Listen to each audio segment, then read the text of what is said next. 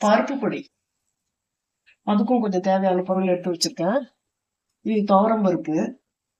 இதுக்கு 100 கிராம் அளவுக்கு உடச்ச கடலை, பொட்டுக்கடலை எடுத்து வச்சிருக்கேன். எல்லாமே எண்ணெய் இல்லாத வறுக்க வேண்டியது. அப்பதான் கெட்டு போகாம இருக்கும். எண்ணெயை போட்டு வறுத்தோம்னாக்கா சீக்கிரம் கெட்டு போயிடும். இது வெறும் இனிப்பு சட்டியில வறுக்க வேண்டியது. இது எல்லாமே இதை முதல்ல நல்லா செவக்க வறுத்துட்டு அதுக்கப்புறமா பொட்டுக்கடலையும் வறுக்கணும். 4-5 காஞ்ச மிளகா தான் எடுத்திருக்கேன். காரத்துக்கு பாருங்க 50 கிராமுக்கு மேல மிளகு எடுத்துருக்கேன். இந்த பருப்பு பொடிக்கு காரம் மிளகுதான். தேவையான உப்பு அரைச்சிட்டு தேவையான உப்பு, பெருங்காயம் கலந்துக்கலாம். இது வருது. இந்த ஐட்டங்கள் தான் பருப்பு பொடிக்கு. இதெல்லாம் நல்லா செவக்க வறுத்துட்டு நான் பாருக்கிறேன். பருப்பு பொடிக்கும் எல்லாத்தையும் வறுத்து வச்சாச்சு. இந்த அளவுக்கு நல்ல செவக்க இருக்கணும். சூடா இருக்கு. இது கொஞ்சம் ஆறணும்.